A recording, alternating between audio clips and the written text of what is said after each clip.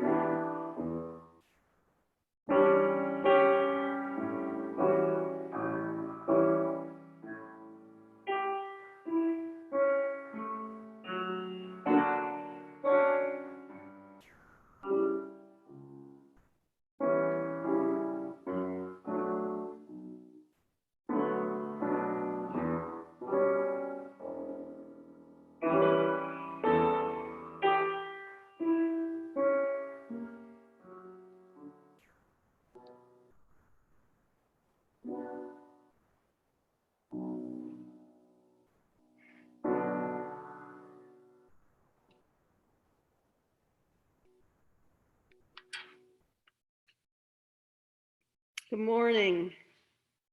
We come together today as spring emerges, a spring that is blossoming among our isolation, waiting, absurdity, and grief.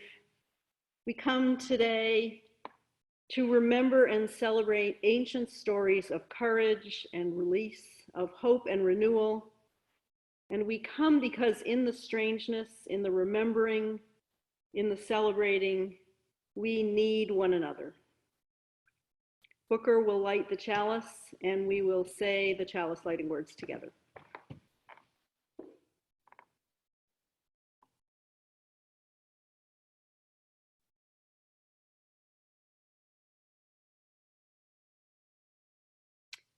Chalice flame, we kindle you again today, yet in truth you burn always, in the worth of each person, in the magic of human connection, in the miracle of Earth's abundance and renewal, and in the call to hope and justice.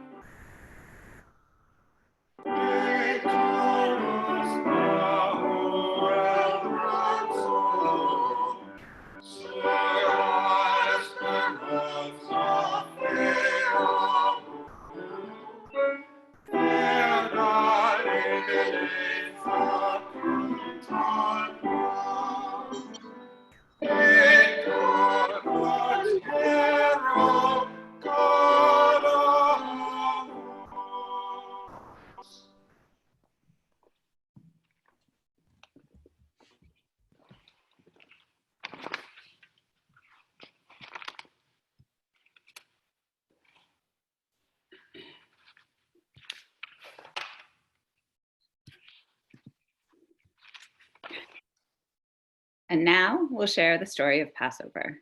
This week on Wednesday, Passover started, and the first 2 nights of Passover include a meal called a Seder, where the ancient story of Passover is told. Today we'll share it with you, and it begins in Egypt. Long ago, the Jewish people came to Egypt and lived there in peace. Over time, new kings called pharaohs came to power, and they enslaved the Jewish people. But the Jewish people thrived and grew in numbers. So the pharaoh started to worry that they may rise up against him. Here's Pharaoh. He said, "There are too many of these Jews. I'm scared of them. They're going to take over." So Pharaoh told the midwives who helped deliver Jewish babies that they should bring him their baby sons. The midwives said, "No way. We mean, sir, we can't because the strong Jewish mothers give birth before we get there and hide the babies." Well, there was one young girl named Miriam who had some superpowers. One of her superpowers was that she could see the future, and she saw that a baby was going to be born that would rise up and lead the Jewish people to freedom from slavery. So for those of you who are watching at home, you can imagine what it might be like to have this superpower. What she realized was that this leader who she saw coming into the future was her brother, and her brother was born. His name was Moses. Miriam realized she was going to have to help make sure that her brother was safe. So she wove a basket for him and brought him down to the river. So for those of you who know what a baby sounds like, you're welcome to make some of those baby sounds at home. Luckily, you're all muted. She brought this baby down to the river, and she put the baby Moses into the river right where she knew Pharaoh's daughter would bathe every day. And while Pharaoh's daughter was bathing, lo and behold, Moses floated by. And when Pharaoh's daughter heard that baby, perhaps you're making those sounds right now, she fell immediately in love, a tiny, perfect baby. "I will raise you," she said, and brought the baby home. Well, it didn't take long for Moses to grow up into a young man. He lived in Pharaoh's house and was given so many wonderful things.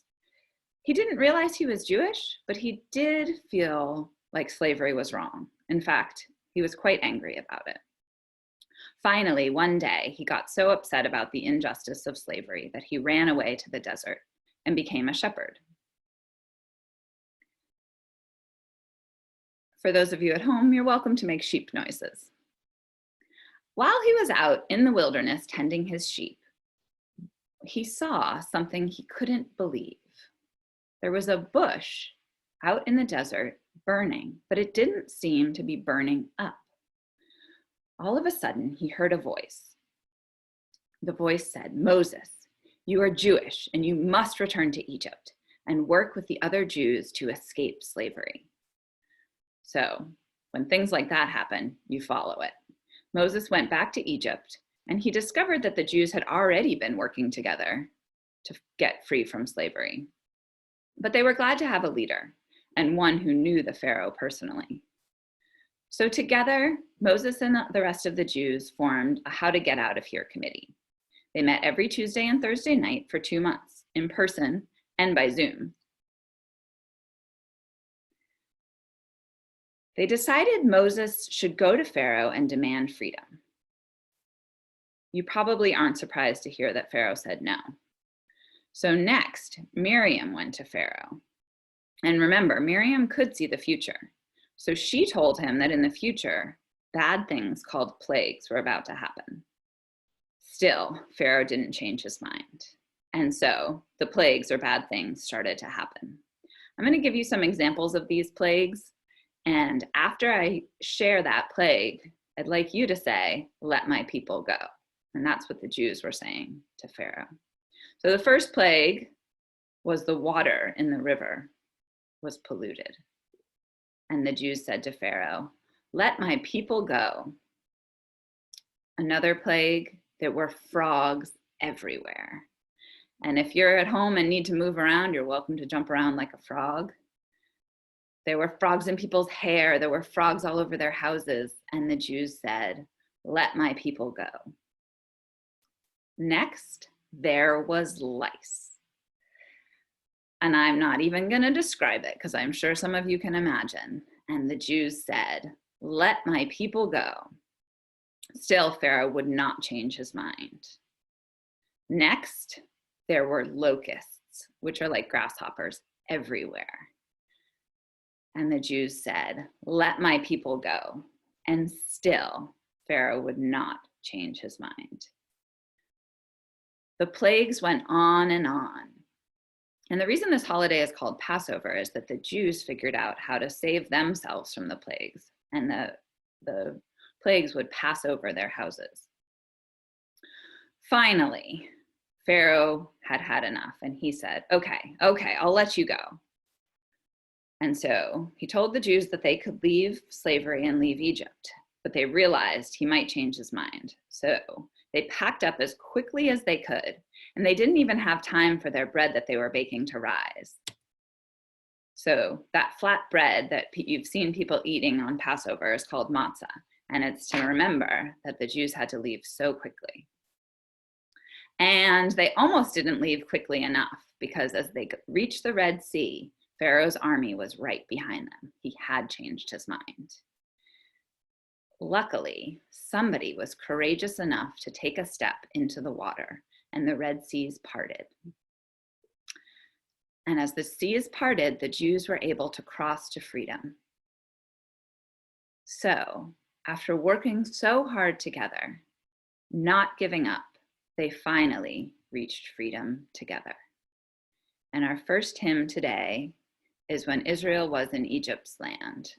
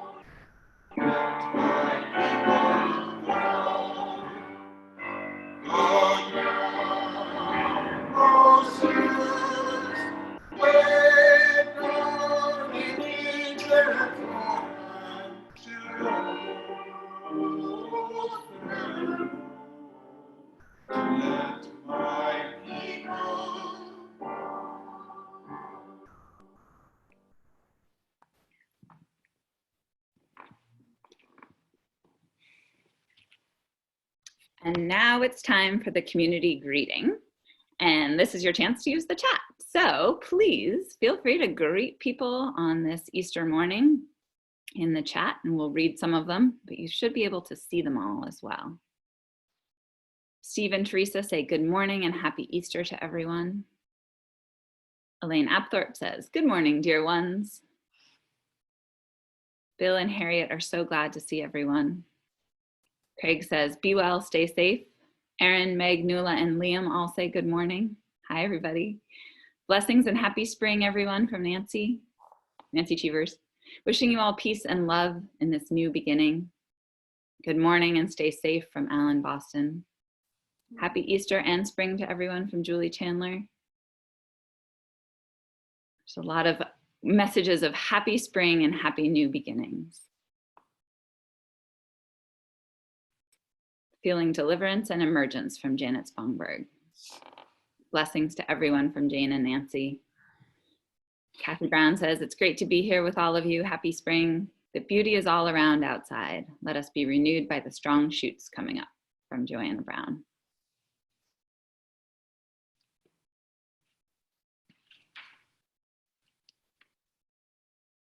Enjoy the blossoms, be safe, and greetings from Margaret Humbert-Drost. And our next hymn is "O Mary, Don't You Weep."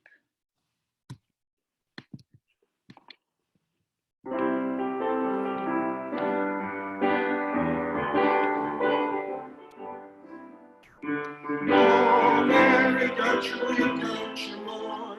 Oh, Mary, don't you weep, don't you mourn. Pharaoh's army got crowned and oh, Mary, don't you weep. Mary wore 3 links of chain. Every link was Jesus' name. Pharaoh's army got crowned and oh, Mary, don't you weep. Oh, Mary, don't you weep, don't you mourn. Oh, Mary, don't you weep, don't you mourn. Pharaoh's army got drowned. Oh, Mary, don't you weep.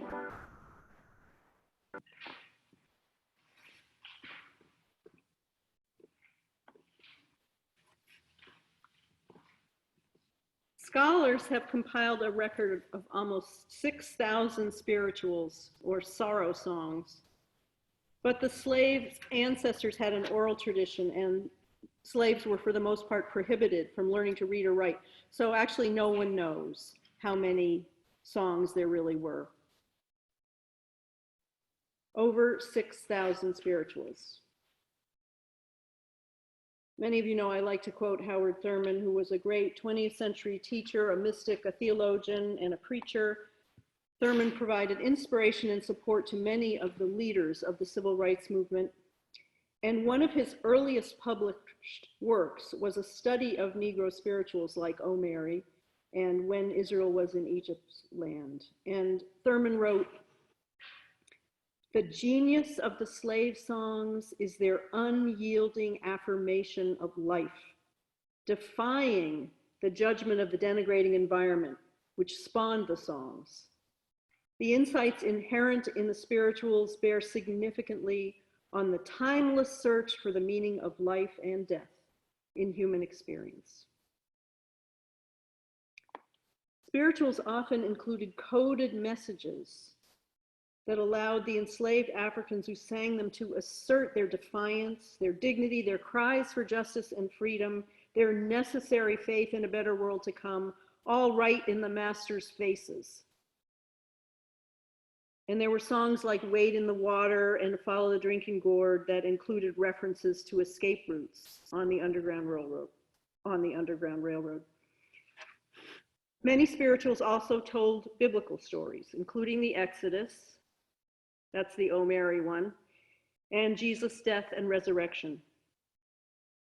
Mary wore 3 links of chain. Every link was Jesus' name. The alternate wording of that verse changes Jesus to freedom. And both Moses and Jesus are symbols of freedom. Moses, who led the enslaved Jews out of Egypt, Jesus, who championed the oppressed and defied their oppressors. And his resurrection promises release and peace and a better land somewhere someday. Thurman wrote, "This is the miracle of the achievement of the people who created those songs, causing them to take their place alongside the great religious thinkers of the human race. They made a worthless life, a life of chattel property, a mere thing, a body. They made that life worth living."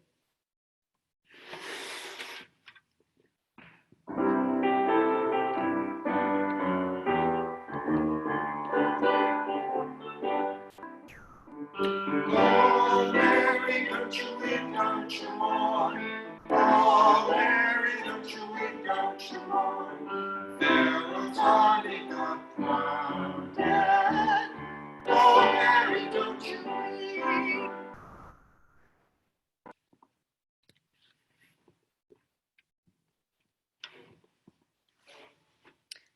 It's our custom to take an offering at our Sunday services. This is our 5th time that we've been meeting online, believe it or not. While we're gathering this way, all the money collected will assist people in the greater community who are struggling financially because of COVID-19.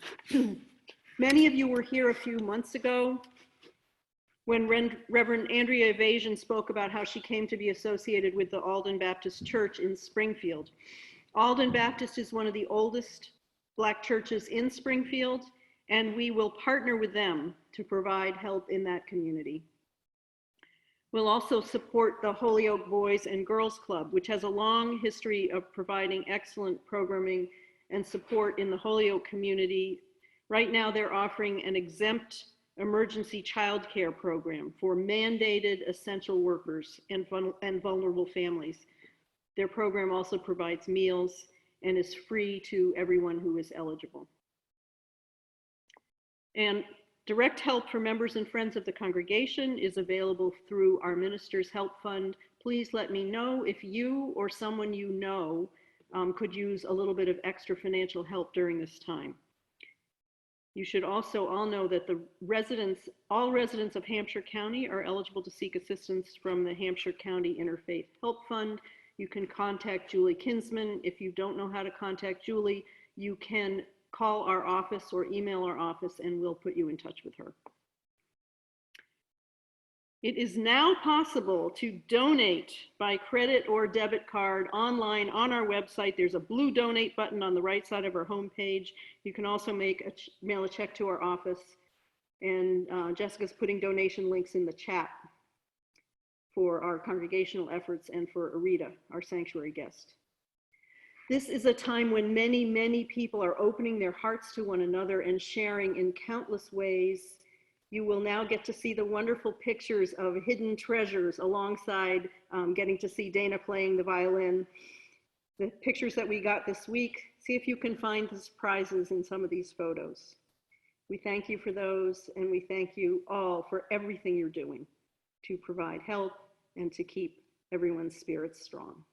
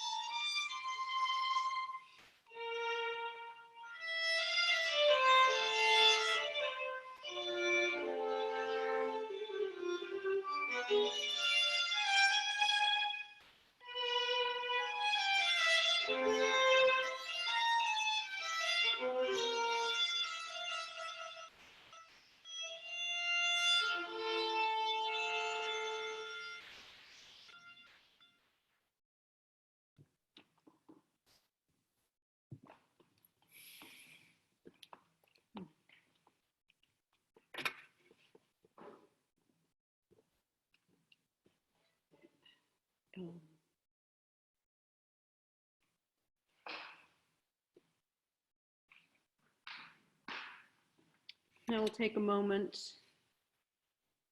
in meditation and prayer.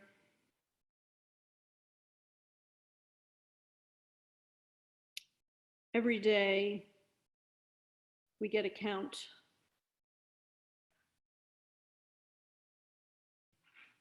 Every day we hear of more people who have died.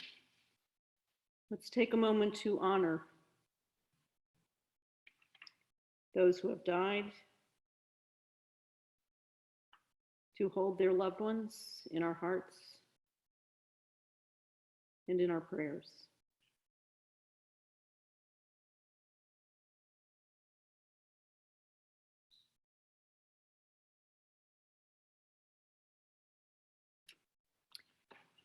And let us also give thanks. Let's give thanks for essential workers and essential work, for all of the healthcare workers in all of the healthcare institutions. Transport, security, housekeeping, food service, administration, for medical technicians and nursing assistants and nurses and doctors. Let's give thanks for the bus and subway drivers, the delivery people, people who work in food production, in grocery stores, in pharmacies, for law enforcement and firefighters, for public health officials, and for everyone who is working from home or in skeleton crews on the job to keep schools and government and utilities and social services functioning and doing the work they need to do. May they be safe. May they find moments of respite. May they know our gratitude.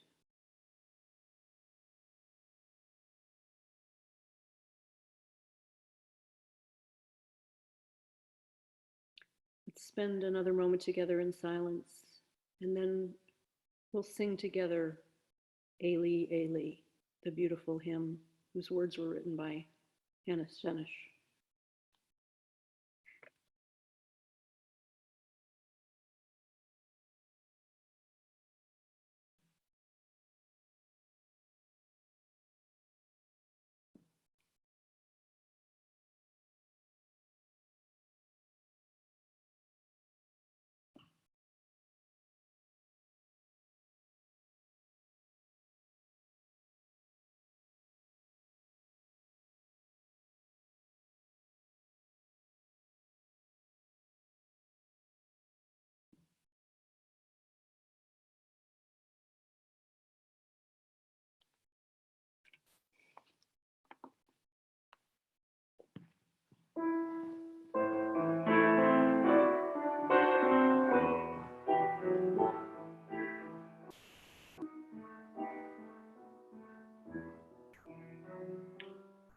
My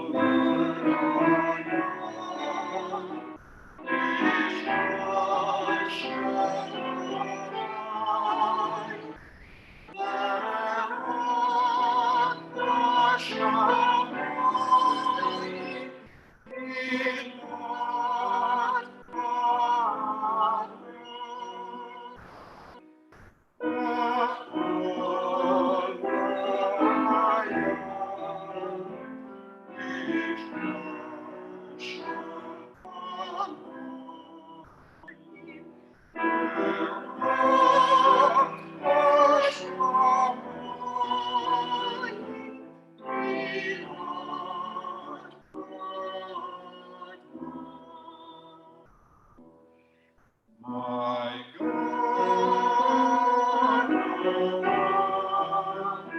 God's love shall never the sand and the sea, the Lord shall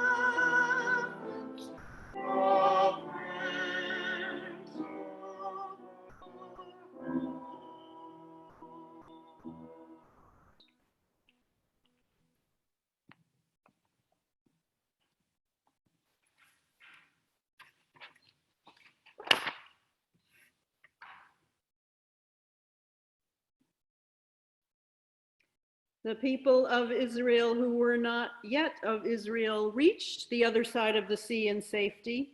The sea had parted and then it closed again, saving them from their pursuers.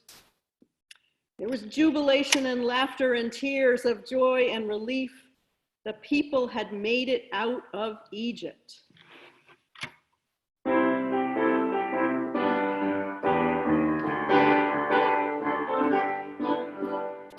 Oh, Mary, don't you weep, don't you mourn. Oh, Mary, don't you weep, don't you mourn. Pharaoh's army got drowned. Oh, Mary, don't you weep. God told Moses what to do, to lead the Hebrew children through. Pharaoh's army got drowned. Oh, Mary, don't you weep. Oh, Mary, don't you weep, don't you mourn. Oh, Mary, don't you weep, don't you mourn. Pharaoh's army got drowned. Oh, Mary, don't you weep.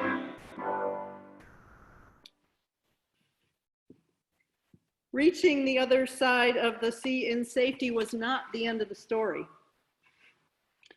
The story went on. The elation wore off as people pressed on through the dry and barren countryside. Where were they? Where were they going? Where was this promised land that Moses had talked about? They were tired, they were scared, they were frustrated. Their food and water supplies ran out, and they despaired. And then food appeared early each morning, manna from heaven. Moses struck a rock and found a spring. For 40 years they wandered. 40 years is a biblical convention. It just means a long time. Time and again, though, the people lost faith. They lost faith in Moses as their leader. They lost faith in the God who had led them. They quarreled, they reconciled, they quarreled again. Moses was called up the mountain where he stood in the cleft of the rock and met God face to face, where he was given the law. You shall not kill. You shall not steal. You shall not covet. You shall not bear false witness against your neighbor. You shall have no other gods before me. There were many, many, many more laws. The people promised to uphold them, and sometimes they were faithful, sometimes they rebelled. Moses was very old by the time they reached the Jordan River and were about to enter the promised land, and he never got there. Reaching the other side of the sea in safety wasn't the end of the story. Crossing the Jordan River wasn't the end of the story. The story goes on and on. Some people wonder if the Exodus or something resembling it really happened. Is any of it true? Did it happen, and is it true are not the same question. Whether or not it happened is a question for archaeologists and other scholars. No one knows for certain whether ancient ancestors of the Jewish people were ever slaves in Egypt, or whether they made a dramatic escape. There's no historical record of a leader named Moses. Is any of the story true? That's a question of faith. It is true that this is a story that's been passed down for thousands and thousands of years. It is true that people who have been enslaved and denigrated and mistreated have worked together and won. They have resisted their oppressors and gained their freedom. It happened in Haiti in the early 19th century. It happened in my lifetime in South Africa. It's true that being a leader in perilous times is never easy. It's true that people quarrel and reconcile, that they show the best and the worst sides of themselves in times of distress. And it's also the case that gaining freedom is never the end of the story. The struggle goes on. That's true in Haiti. It's true in South Africa. It was true for the Jewish people who historically faced unspeakable persecution, including things that happen in our day. And it's true for African Americans. The Emancipation Proclamation was not the end of the story. The Civil Rights Act of 1964, the Voting Rights Act of 1965, fair housing laws, the Great Society programs, none of those were the end of the story. Barack Obama's election of president was clearly not the end of the story. In Dr. Martin Luther King Jr.'s final speech, the one in Memphis hours before he was assassinated, he was alluding to Moses as a very old man, looking over the Jordan River at the land beyond. And he said, "I've been to the mountain. I may not get there with you, but I have seen the promised land." What is happening right now during this pandemic to descendants of the people who invented "Oh Mary" and the other sorrow songs? They are being disproportionately affected, disproportionately infected. That is happening, and it's true. It's also true that we all need stories of hope and courage and perseverance, stories where the good guys win, to bolster our own hope and courage, to help us rise above the trouble that we're all in and to press on. UU minister named Robert Walsh, who served the UU Church in Duxbury, Massachusetts for many, many years, suggested that it is both telling and retelling the stories that enables us to see that hope still lives and that we can carry that hope forward. We need holidays that remind us to retell the stories, and traditions like Seders and Easter egg hunts and eating matzah that give those traditions life.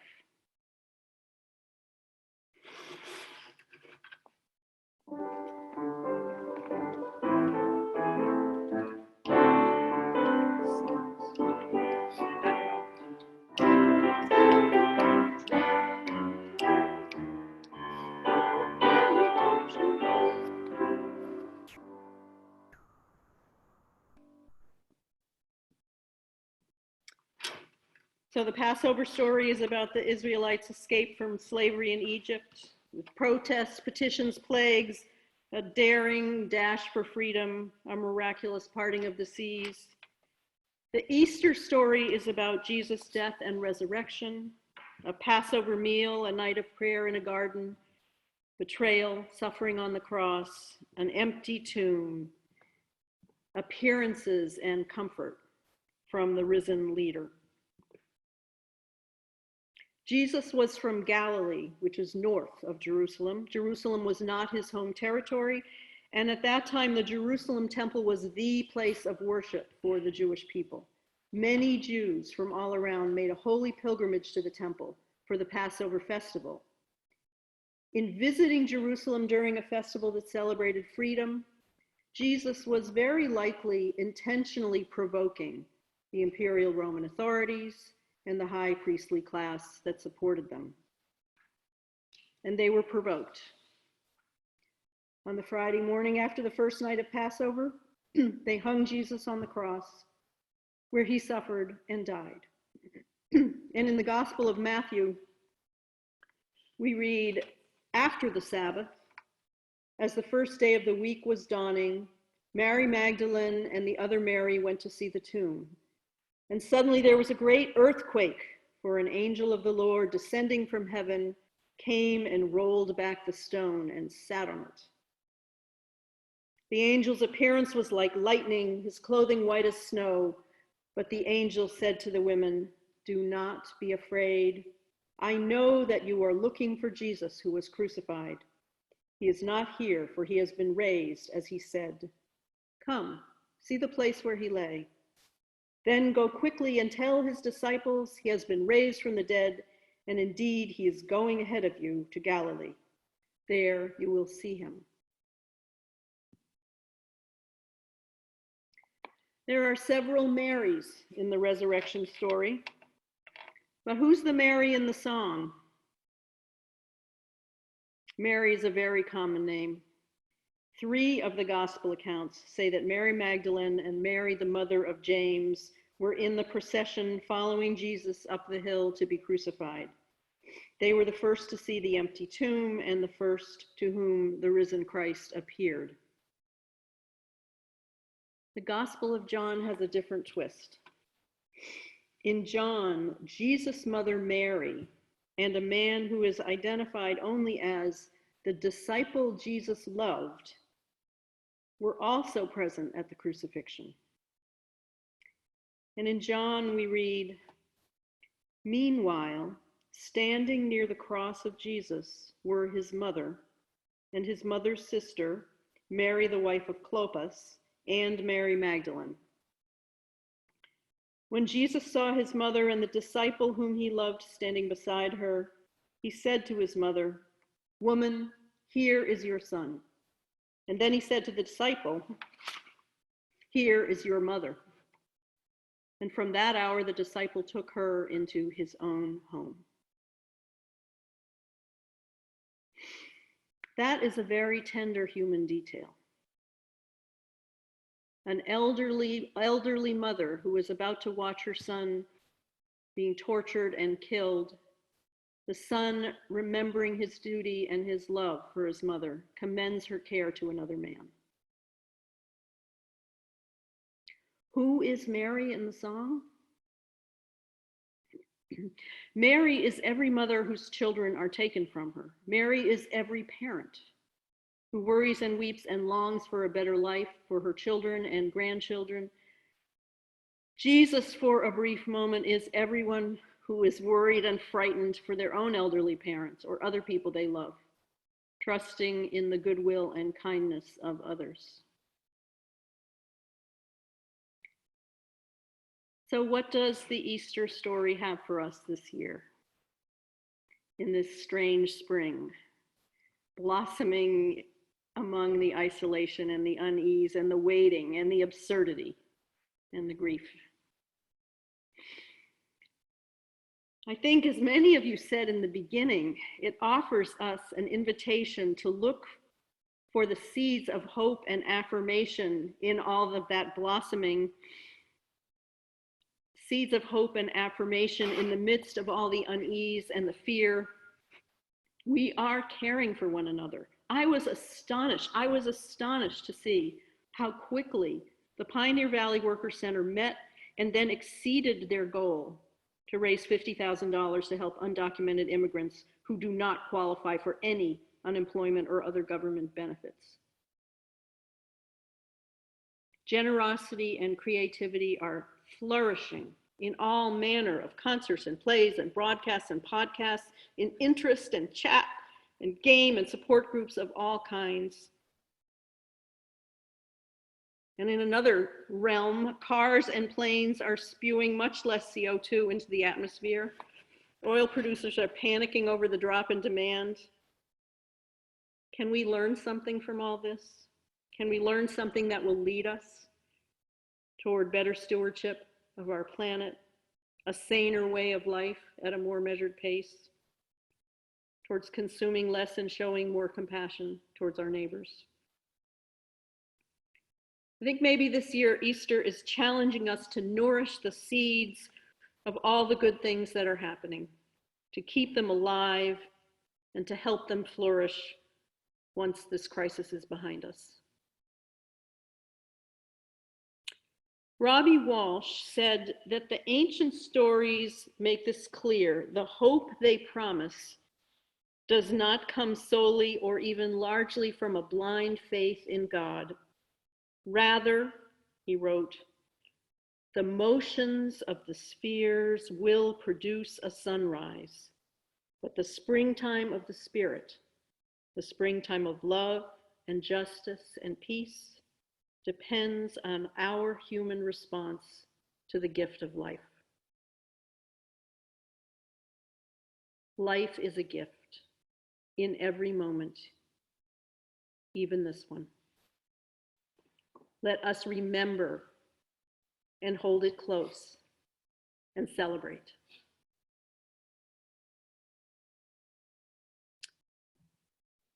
Our penultimate hymn is number 270, O Day of Light and Gladness. I welcome you to rise and join in body or spirit in singing.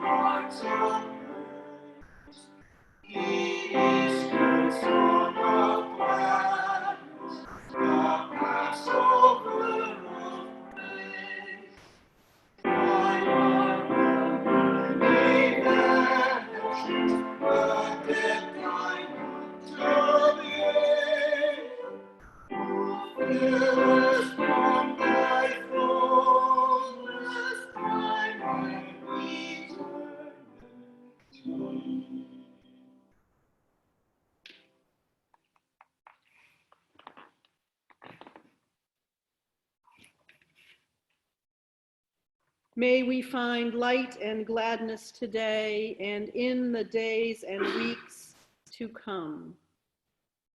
I hope you go out into this beautiful day and celebrate. Please join once more in singing. We're singing Morning Has Broken.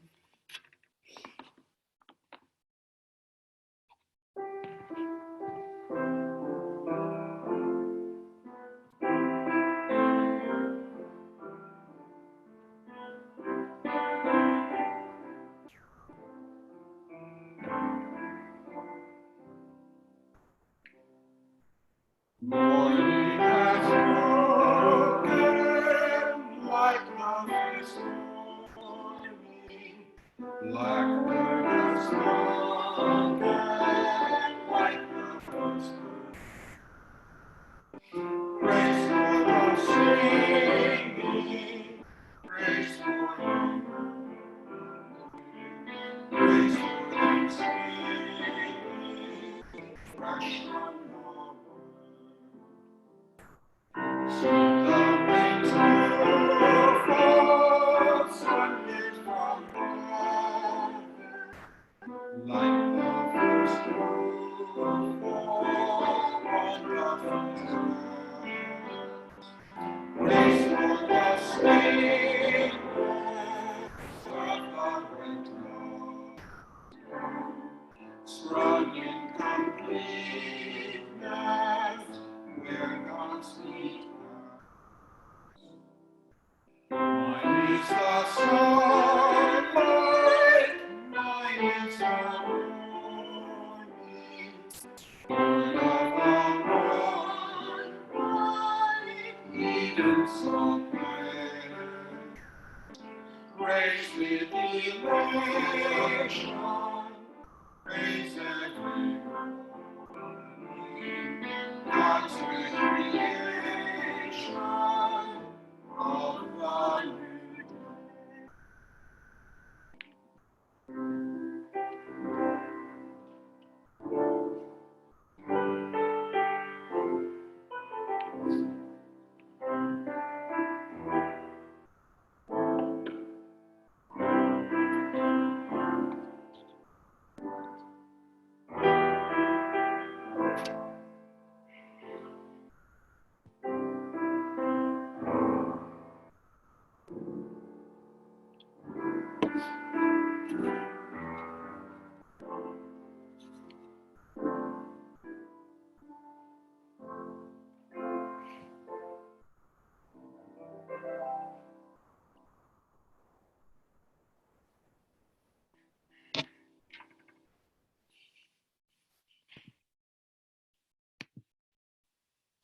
Thank you all so much for being here with us today. For those of you who'd like to stay for social hour, we'll be breaking you into small groups. For those of you who are heading out, have a wonderful day and thanks for being here. You will be invited to join the small group and you can just click the offer to join. For those of you who may have had your videos turned off, we'll make sure that hopefully that they have been turned back on for you, and you should all be able to unmute yourselves once you're in the room. Questions for you to discuss today, make sure you introduce yourselves, share how you're doing, and if you'd like to share traditions that you have during this time for Easter, for Passover, for the spring. All right, enjoy.